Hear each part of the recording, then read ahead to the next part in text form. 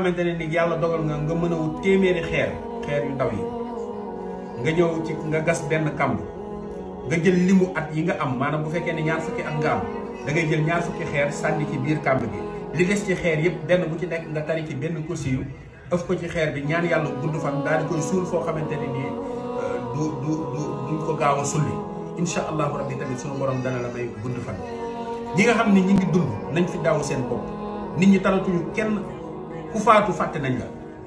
12000 bismillahi rahmaani rahim képp ku ko def boo faatoo di nga dem àjjana. ki ñi nga xamante ni nag faatu nañ ba dem nañ leen ñaanal jëlee naa fu wér ni képp koo xamante ni def faatu na nga dégg ko nga defal ko ñaar fukki bismillahi rahmaani rahim benn fatiha ñeent fukki suuratul ixlaas ak benn kursi yu kenn mënu koo teree dem tabbi àjjana. te ñu gën a góorgóorlu ci di def ay salaatu ala nabi salaatu ala nabi mooy tax nit ki jege yonent bi dem àjjana sori safara na nit ñi góorgóorlu ci salaatu ala nabi. beneen bi ci des nag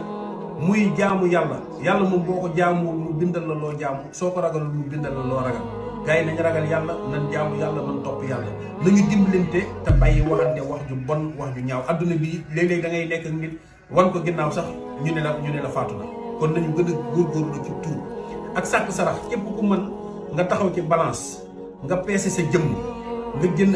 maanaam bu dee da nga peese wu nekk 50 kilos nga jënd 50 kilos dugub wala 50 kilos ceeb wala 50 kilos mboq nga saraxe ko te yàlla rek tax nag képp ku ko def rek suñu borom dana la musal ci mboolem balaa yi ak liy xew ci àdduna bi. vidéo bii nag képp koo xamante ne nii déglu nga ko ba pare partagé ko yàlla na suñu borom guddal saw fan ba nga am te mu ànd ak xéewal ak yu wér